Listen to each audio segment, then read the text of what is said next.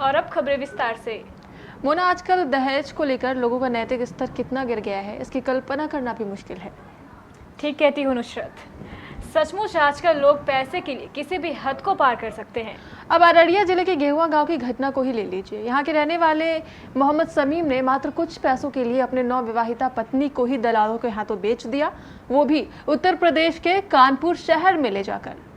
मोना, जानती हो, मोहम्मद समीम का विवाह कटिहार कुलासी के संदलपुर में रहने वाली सुलेखा खातून के साथ हुआ था। आज से लगभग 4 वर्ष पहले शादी के बाद से ही सुलेखा खातून के साथ उसके पति और ससुराल वाले दहेज को लेकर मारपीट करने लगे। मारपीट से परेशान होकर सुलेखा खातून अपने मायके संदलपुर आ गई। मामले ने तूल पकड़ा। मामले को सलटाने के लिए पंचायत भी बुलाई गई। पंचायत के फैसले के बाद सुलेखा खातून के माता पिता ने उसे पुनः ससुराल भेज दिया। सुलेखा खातून अपने ससुराल अररिया चली गई, लेकिन इस बेचारी को क्या पता था कि उनके ससुराल वालों के दिमाग में कोई और ही साजिश चल रही है।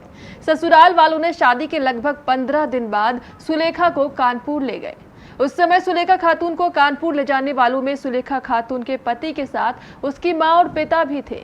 इन तीनों ने कानपुर स्टेशन पर सुलेखा खातून को कुछ दलालों के हाथों बेच दिया और वहां से चलते बने। दलालों की संख्या भी 3 थी।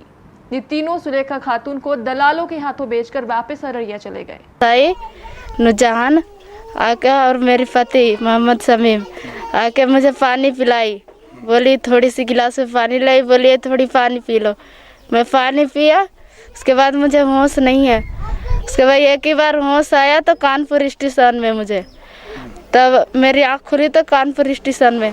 तो किसी से पूछा जी भैया कौन सी स्टेशन है, तो बोला कानपुर है। उसके बाद फिर मेरे सास और मेरे ससुर और मेरे पति, क्या नाम है सब साथ में थे।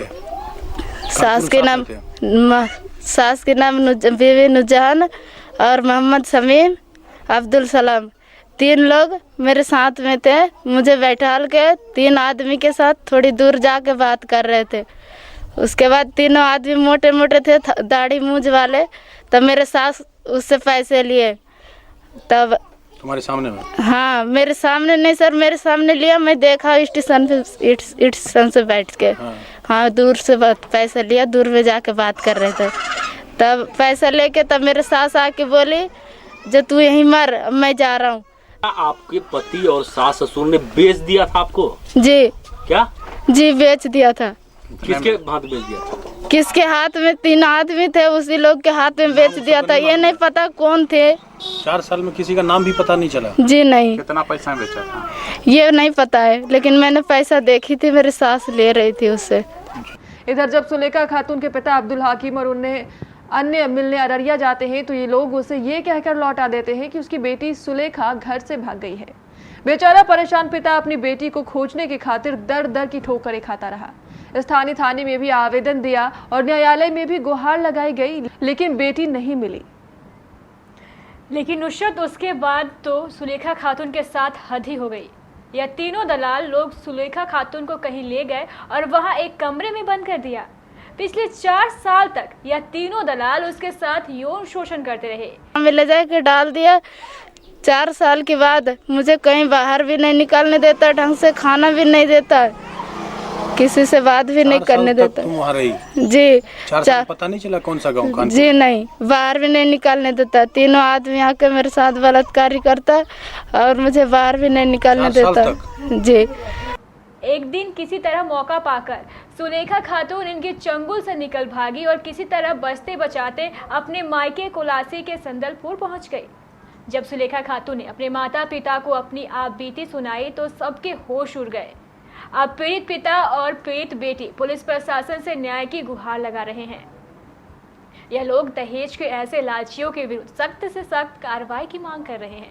तो क्या है आप? हम चाहते हैं कि इसको मतलब कानून द्वारा जो है इसको जेल सजा होना चाहिए, जो उचित कानून कार्रवाई है। हाँ, न्याय मिलना चाहिए। जी, न्याय मिलना चाहिए हमको। सचमुच मुन्ना, पैसों की खातिर इंसान इतना गिर जाता है कि आजकल अक्सर देखने को मिल जाता है। इसलिए सरकार को चाहिए कि ऐसे लोभियों के विरुद्ध सख्त से सख्त कार्रवाई करे ताकि कोई ऐसी हिम्मत न कर सके। स्वतंत्रता दिवस के उपलक्ष्य पर कटिहार के उपभोक्ताओं के लिए बड़ी खुशखबरी। अब केंट आरओ और नसाका आरओ तथा एलईडी टीवी होगी ईएमआई पर भी उपलब्ध। सुविधा सिर्फ 31 अगस्त तक। संपर्क करें Sati security systems, MG road, Katihar. Phone 064522422570, mobile 9430029220, 9297979700।